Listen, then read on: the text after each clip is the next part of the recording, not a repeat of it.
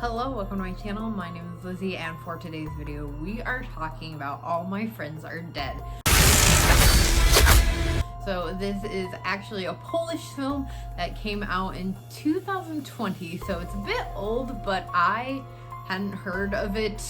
It was very recently popped up on my recommended on Netflix, where you can watch it. Just initially from the title, knew it looked like it was going to be a fun film, so added it to my list.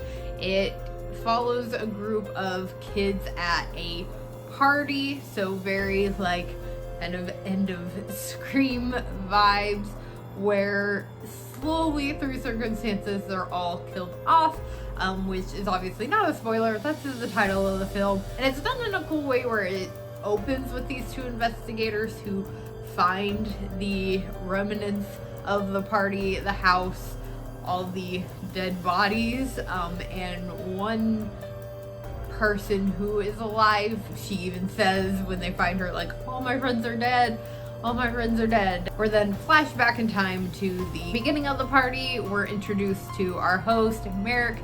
We're then everybody kind of one by one is brought in and introduced.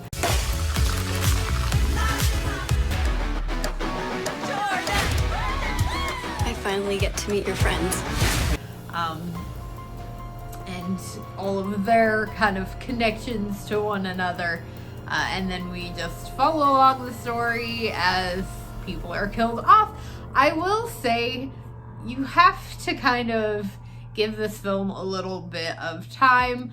If you are somebody that is good with captions and you can watch it in the original Polish with subtitles, I highly suggest doing it that way. I watched it in the dubbed English on Netflix, something that they do, which is obviously not with all of their films, but it's pretty cool, is that you can watch it in different languages. You can, change the subtitles, and that's just the way I did it. It's just easier for me when it comes to like focusing on a film. I have ADHD really bad, so I tend to get a bit distracted, so I really have to like watch it with the English on, and because I just struggle following the captions, to be honest. But that can sometimes be a downfall, just because within the first 11 or so minutes of this film, I was like, I don't know if I'm going to be able to make it through this.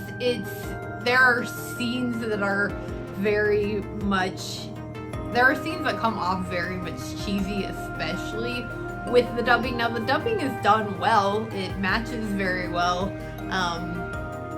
Technology has definitely come a long way in that aspect, but I honestly almost stopped watching the film. But then I had gone to Letterboxd and I saw that at least two people I follow on there who I tend to kind of match well when it comes to films, and tend to respect their opinions on these films, both had enjoyed it very much. So I was like, okay, I'm gonna go back, I'm gonna give it a shot, and I'm really glad I did. So if you do watch this film and you're struggling a little bit through those first 12 minutes or whatever of the film, just go ahead and give it a chance, especially if you are someone that is a fan of slasher or really any kind of like teen-centric horror films. Obviously I am, and which is why I expected to enjoy this film. And by the end of it, I did enjoy it. It is a mix of like, it's a horror comedy.